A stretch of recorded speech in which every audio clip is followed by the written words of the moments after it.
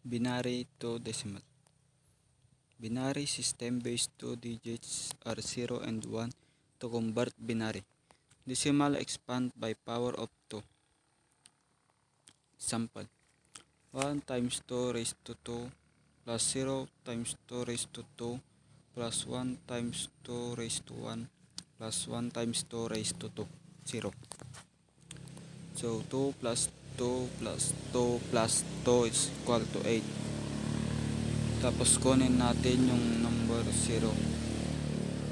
Basta lahat ng makita natin number, ilagay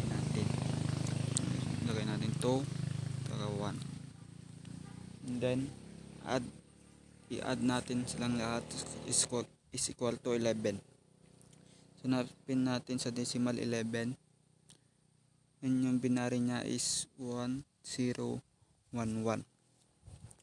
So decimal is 11, binary is 1 0 1 1. So dito naman tayo sa decimal to binary. Decimal system base 10 respectively divided the decimal number by 2, records remainders, then read in reverse order. Example: convert 23 base 10 binary. 23 divide 2 is equal to 11.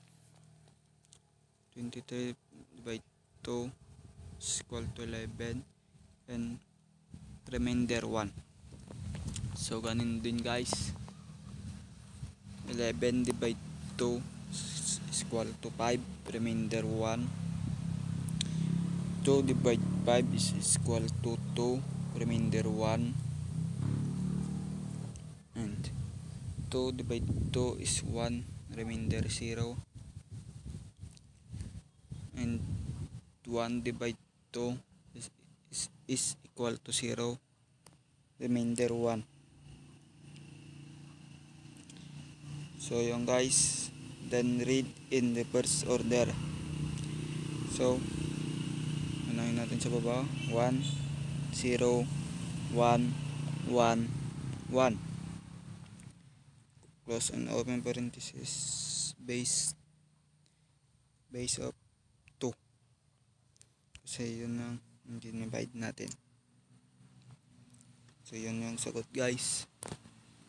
Decimal to octal naman tayo. Octal system base 8 digits 0 to 7.